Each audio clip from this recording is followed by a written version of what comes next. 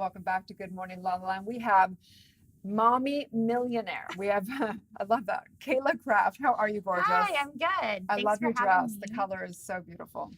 I like to do something to make it pop, you know? Right? Well, Yeah. you certainly pop, and your podcast is popping. Okay. So let's talk about it. What Nice, was Jess. the catalyst for starting the Mommy Millionaire podcast? Okay, so I grew up always struggling with money, and when I started to make money as I got older, I didn't know what to do with it, and I found that a lot of people struggled with that. They just had this issue around money, you don't want to talk about it, and you just swipe the card and you hope that money. Oh, Kind of That's it. right? You look at the balance and you're Right? like, just more. Yeah, swipe and pray. Yeah. And so I started a business about 7 years ago, and I was making almost $1 million a year, and I was still struggling, living paycheck to paycheck, not making it work. And I hated that feeling. I'm like, I have to figure out what is going on here. And so I just did a lot of work around money and found out money is just energy. And I have to treat it with love and respect, and kind of I was using it like those friends that you don't really like, but you just well, I don't do that anymore, but you use them, right? And so I was just using money to make me feel good. So I would buy things at the mall, or, every time I would go out to dinner with people, I would want to buy everybody in the whole place dinner because I felt bad. I felt guilty that I was successful. So there was all these issues around it. And I'm like, if I'm feeling this way, how are, other people out there feeling? And I found out so many people are struggling with the same thing. People feel that they're not worthy to even make money. They're they have all these things from when they were a child that, they're not good enough for money, or, money only belongs to people that were born with it, or stuff like that. Mhm. So I'm like, let's tackle this. And that's why I named it Mommy Millionaires, because you know what? Let's just be okay with making millions. What is wrong with it? Love that. So, and yeah. I love it that it's it almost sounds like when I first heard the Mommy Millionaire, I'm like, it's almost but it's so good because it is like a hook that brings in, and then you are so spiritual and you transcend it, and it's really gorgeous. Mm-hmm. It's gorgeous to know that we can be in dresses, we can be in high heels, and we can be very spiritual, and we can still say we want to be millionaires, right? Yeah, there's nothing wrong with it. And that's why it's just let's talk about the elephant in the room here. And just put it out there. Everybody wants to have financial freedom, but we're all too scared to talk about it. Nobody wants to struggle, Where does a person start? So let's say they have this problematic relationship with money. Mm-hmm. How do they begin to heal that? Well, I think you have to figure out what your limiting beliefs are around money. And all of us have different things. And so it's identifying it. And then once you identify it, you can transform it. How do you even begin to identify it, though? Because you're okay, I have money issues. Clearly, I identified the problem.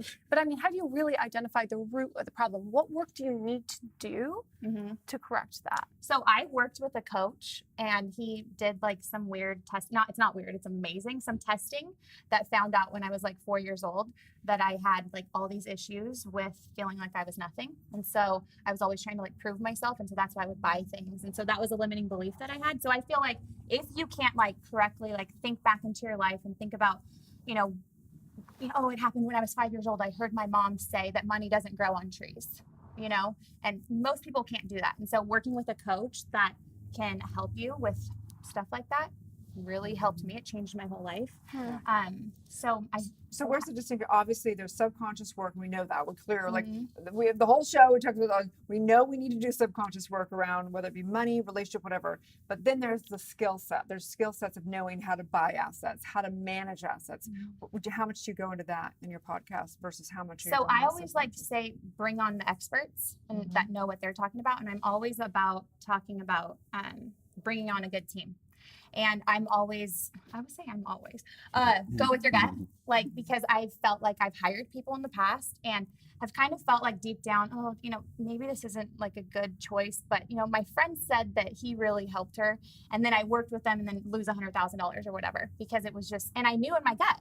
And so now I always tell people that's your intuition, guiding you, and you need to always go with that. And so when you're looking to hire on investors, or you're working with, investing in things like that, it always starts with the gut thing. And I know that doesn't sound like something you'll read in a book, but that's what we do now. So, a lot of women, especially in Los Angeles, are freelance, and putting a price on our talents and our time Mm-hmm. is a really delicate balance. What advice do you have to women who are doing that? Yeah.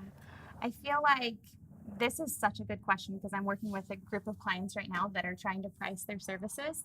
And most people always value themselves way lower than what they're actually putting out there. And if you're doing any type of like coach work or life like lessons type of stuff that you're doing, you can't even put the return on investment because this is like going to help them for the rest of their life. And so I always just say, like, what do you think that you're worth? And most people, if they're doing some type of coaching thing, it's like, oh, $125 an hour, like, is a lot for them. And I'm always like, you know what? When people pay more, there's more skin in the game. So always price yourselves way more than what you even thought possible. Because, like, if I'm like less necessarily, like, I want to pay you $1,000 an hour to work with me on, how to speak. I'll accept that. Yeah, right. So, when I show up, I'm going to show up in a big way with a notebook, like ready to learn from you. And so I say always price high. And then you really weed out the people that don't want it. Because when I was 18 years old, I started my first business and I borrowed money from somebody. And, I was like, I'll pay you back in a week. And I paid him back in a week because like, I'm like a driven person because I knew I owed somebody money. And there's just so much, I don't know. It's such a great question and a great response because I know when I started my coaching business, I was like, I don't really know a whole lot and I'm brand new. So I would basically price myself super low. And then people would ask me to price it lower. And then I would say, okay, I'll give it to you for free. And then say, nah, I don't really want it. Right. And then if they did sign up, they'd eventually say it wasn't that great. So then I was like, you know what? This isn't working for me. So I hyped it way up.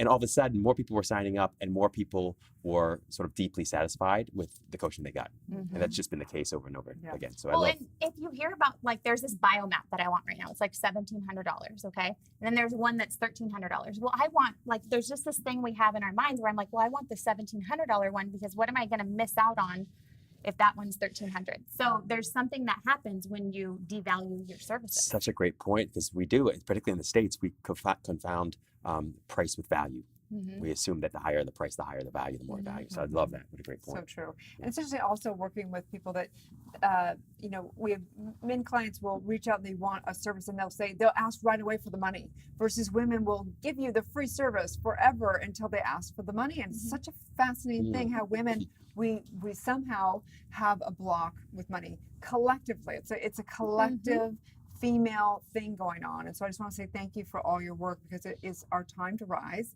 and it's time to also claim our prosperity financially, money-wise and stuff. It's time. Right. All areas. So thank you so much. How can people find you? At mommymillionaire.co is my website. And then we have a podcast, Mommy Millionaire, and also just Cayla Craft on Instagram. Mommy Millionaire. Love that. Thank you so much for all your Thank work. you, Cayla. What a beautiful mom you Stay are. tuned. We'll be back with more in Good Morning La La Land.